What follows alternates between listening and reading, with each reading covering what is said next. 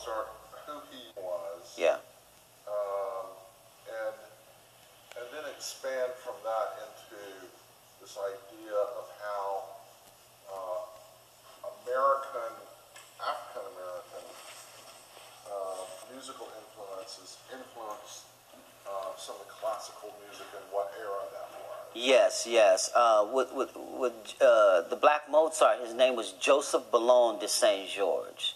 And during that time, in the classical age, what I get a chance to share about the history of it is this is an age in classical music, which I said before, you don't see people of color in there. But I get a chance to say that people of color were there. People of color influenced those stories.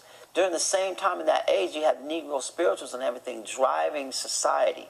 And so, driving it so much so that when the slave master wrote Amazing Grace, that was an African tradition where they're writing in a tradition that was like haikus. Amazing Grace, how sweet the sound. There's 8 syllables. That saved a wretch like me. There's 6 syllables. I once was lost, and now I'm found. 8 syllables. Was blind, but now I see. That's meter. That's ancient. Shakespeare, all the way to the Iliad, used the tradition. But here it is in a black tradition that the slave shipmaster got when he picked up slaves and stuff. So when he had a change of heart and he wrote his repentance almost, like, right? He wrote almost an homage to the people he was throwing overboard. Because what happened was his ship almost tipped over.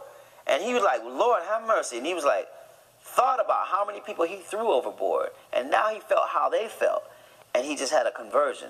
So with the Black Mozart, I get a chance to tell this story that includes people of color. That's one thing I want to say. And in the symphonic work that I'm doing, it's an homage to the Chevalier de Saint-Georges. When he became a Chevalier, he was the Chevalier de Saint-Georges. His whole name was Joseph Boulogne de Saint-Georges. And during that time, if you were a child of color, the father may not acknowledge you. And if he gave you his name, that was like huge, because now you have a chance to exist in society. The father was acknowledging you, not as just a little bastard, something that didn't exist, the invisible children, like I call it, but he was saying, look, I accept you to give you my name. So this is the story of this kid who got a chance to excel, and with every chance that he had, he did excel. And with my symphonic work, it's an homage to him. So I get a chance, because we get a chance to get into the black experience of a time which was the height of the global slave trade. You have to hear what I'm saying here, because in roots, which impacted us here in America so much, that was still only the slave trade going from Africa to America. It wasn't even Africa to the Americas. But the slave trade was going to London, it was going to France, it was going to South America, right? So here's a kid that was born in the Americas. They called him the American, right? And they had to flee to France. When his father fled to France, he took both of his family, his black family and his white family. He went to France and put the boy in all the advantages of society to let him fulfill that prophecy. And so with my music, I got a chance here at Futureman to look back and include the Negro spirituals, which I know were during that time. You know, I know that they existed. The same time Mozart and Haydn and them are writing their string quartets, these spirituals and things are a part of the fabric of society. So I get the chance to bring that together. So my opening movement of the Black Mozart, right in the opening movement, we hear these African chants and we hear the Negro spirituals, the Go Down Moses. Because anytime you have slavery and the struggle for humanity, black people are going to be singing spirituals. They're going to be somewhere around singing some spirituals, right? But you don't see that when you go to school. You don't see that in the movies, you know. And so we get a chance to tell this part of the story. And it's a great opportunity. When you tell stories, you're always looking for something that hasn't been rehashed over and over and over, and there's a lot of it there. And my story is that, wow, I would like to see people of color understand that, yes, we were there, and we did play a part in the fabric of society, and as we go on, we did influence these composers, all the way down to Dvorak and Ravel. It was a heavy influence on the direction of the music.